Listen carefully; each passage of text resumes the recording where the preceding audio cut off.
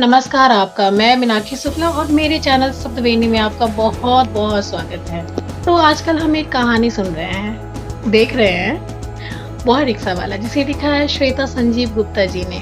और ये कहानी एक माँ-बेटे की थी और जिसमें अचानक से एक रिक्शा वाला आ जाता है जिसका नाम है नंदू।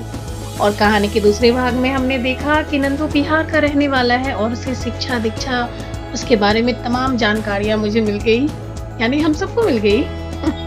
तो हम चलते हैं नंदू का आगे क्या हुआ यह जानने के लिए अंतिम भाग में। तो आप बने रहिए हमारे साथ और हमारे चैनल को भी जरूर सब्सक्राइब कीजिए और हाँ, कमेंट में जरूर बताइए कि आपको ये पूरी कहानी कैसी लगी। बहुत धन्यवाद आपका। खेतिहर के बेटे का पढ़ लिख कर भी खेत का ही रुख किया। वह खेतों में ही काम करना चाहता था, पर माई बाबा की जिद के आगे हार गया। उसने नौकरी के लिए आवेदन पत्र भरने शुरू किए, पर अभी साक्षात्कार के लिए कोई बुलावा ही नहीं आया था। फिर उस पर और उसके गांव पर कुदरत का कहर टूटा। मधुबनी जिले में बेनीपट्टी के पास महाराजा जी बांध 10 से 15 फुट की दूरी पर 2 जगहों से टूट गया था, जिससे गांव में बाढ़ की स्थिति काफी भयावह हो गई थी। यहाँ तक कि उसके आसपास के गांव और टोले टापू में बदल गए थे। बाढ़ के कारण हजारों परिवारों को भोजन और पानी की समस्या से जूझना पड़ा था।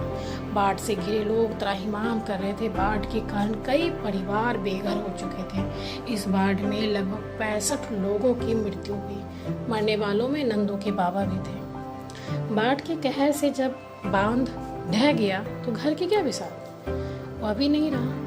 खेत में पानी भर गया, खरीफ फसल बर्बाद हो गई। 2 दिन से माई ने कुछ खाया नहीं था। गर्म पानी से अपनी भूख मार रही थी। आज तो चूल्हा भी ठंडा था क्योंकि जलावन के लिए लकड़ी भी नहीं थी। अब ना बाबा थे, ना घर था, ना खेत और ना ही फसल। बैंक का कर्ज था, वो भी अलग। ऐसे में क्या करेगा नंदू? नंदू के गांव के बहुत से लड़के दिल्ली में काम करते थे। यह सोच उसने भी दिल्ली आने का फैसला कर लिया। माई को अकेला छोड़ वह आना तो नहीं चाहता था, पर मजबूरी जो न करवा ले वह थोड़ा। पुरानी दिल्ली की रेलवे स्टेशन पर उतरने के बाद जब नंदू बाहर निकला तो उसे श्यामू देख गया। वह नंदू के ही गांव का था। नंदू ने उसे बताया कि वह यहाँ नौकरी की तलाश में आया है। श्यामू तो यह बात सुनकर जोर जोर से हंसने लगा और बोला, यहाँ भी कहाँ है नौकरी? अर्थशास्त्र के ज्ञाता नंदू को मांग और आपूर्ति का नियम समझने में देर न लगी। वह समझ गया कि नौकरी मिलना आसान नहीं है। उसने श्यामू से कहा कि वह भी रिक्शा चलाएगा। श्यामू फिर हंसा, अरे रिक्शा ही चलाने का था तो इतनी माथापच्ची क्यों की? उसके हिसाब से पढ़ाई किसी परेशानी से कम न थी। नंदू को बुरा नहीं लगा। अगले ही दिन उसने रिक्शा चलाना शुरू कर दिया। माँ जी उसकी पहली सवारी थी। नंदू उनमें उसी दिन से माई की झलक देखने लगा था। माई से बात करने के बाद नंदू बहुत खुश था। उसने माई को कहा कि वह उसी रात ट्रेन पकड़कर लौट जाएगा। उसने आज मालिक से रिक्शा नहीं ली। वह बाजार गया, माई के लिए एक साड़ी खरीदी, एक शॉल और एक गम रजाई भी ले ली। फिर उसने अपनी भूल का एहसास और उसने माँ जी के लिए भी एक सलवार सूट लिया। यह सब खरीदने के बाद उसने अपने लिए एक सफ़ेद कमीज और काली पैंट ली। माँ जी के पास जाकर उसने विदा ली, दोबारा आने का वादा किया। जाने से पहले सलवार सूट देते हुए बोला, माँ जी इस गरीब बेटे की यह भेंट स्वीकार करें। फिर दुकान के मालिक को भी जाने के बारे में बता दिया। बहुत जल्दी में था। रात 9 बजे की ट्रेन जो पकड़नी थी। सारा दिन भागा दौड़ी करके जल्दी से दाल रोटी खाई। ढाबे से बाहर निकलते ही उसने कुछ ऐसा देखा कि वह सन्ने रह गया। उस दिन मैं दोस्तों के साथ पान की दुकान पर खड़ा था। वहाँ खड़े रहकर भद्दे मजाक और लड़कियों पे छींटाकसी करना हमारा रोज का काम था। नंदू ने मुझे वहाँ सिगरेट पीते हुए देखा था। मैंने उसे देखकर भी अनदेखा कर दिया। आखिर था भी तो कौन, एक रिक्शा वाला ही तो था वह। पर शायद माँ को माँ जी कहते कहते वह मुझ पर भी हक समझने लगा था। उसने आओ देखा ना ताओ मुझे एक थप्पड़ जड़ दिया और मेरे हाथ को कसकर पकड़ लिया।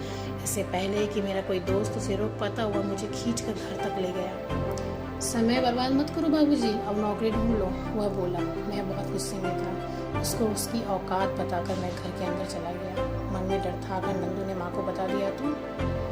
इस तो का उत्तर तो किसी के पास नहीं था।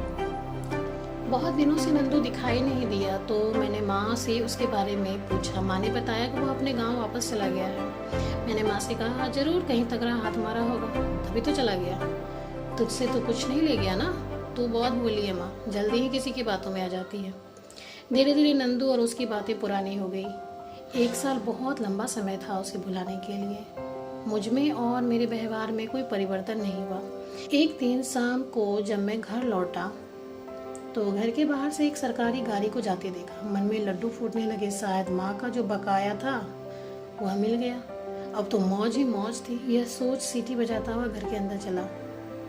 मेज पर 3 कप रखे थे, एक प्लेट में कुछ बिस्कुट थे। फटाफट 2 बिस्कुट मुंह में डाले। इससे पहले माँ से कुछ पूछ पाता, माँ बोल उठी, मेरी 1 सालों पुरानी सहेली अपने बेटे के साथ आई थी। सरकारी दफ्तर में बड़ा अफसर है। मैंने तेरी नौकरी की बात छेड़ी है। उन्होंने वादा तो नहीं किया, पर यह कहा कि कोशिश करूँगा। माँ आखिर माँ होती है। लगता है अपनी सहेली और उसके बेटे के पीछे ही पड़ गई होगी। तभी तो 10 दिन बाद ही माँ ने मुझे ओम प्रकाश कॉन्ट्रैक्टर का नाम और फ़ोन नंबर दिया और जाकर उसी दिन मिलने को कहा। साथ परिंदे के पंख कुचलने की कोशिश कर रही थी मेरी माँ। जाना नहीं चाहता था, पर उसकी मुस्कान की खातिर चला गया। मुझे उसी दिन से अस्थायी रूप से काम पर रख लिया गया। पहनने को सरकारी नीली वर्दी और टोपी भी दी गई। कपड़ों को पहन जब मैंने खुद को देखा तो मुझे पिताजी की इकलौती फ़ोटो याद आई। वो भी ऐसे ही कपड़ों में थे।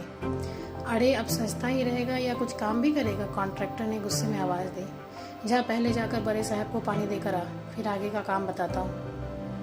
राजनंदन कुमार, यह नेम प्लेट पर लिखा था। पानी लेकर मैं अंदर दाखिल हुआ। पानी रखने के साथ जैसे ही साहब के चेहरे को देखा तो देखता ही रह गया। वह कोई और नहीं, नंदू रिक्शा वाला था। बहुत बहुत धन्यवाद आप सभी का इस कहानी से जुड़े रहने के लिए। अपनी प्रतिक्रिया ज़रूर दीजिएगा, आपको ये कहानी कैसी लगी और आप आगे भी ऐसी कहानी सुनना पसंद करेंगे। जाते जाते हमारे चैनल को भी ज़रूर सब्सक्राइब कीजिए।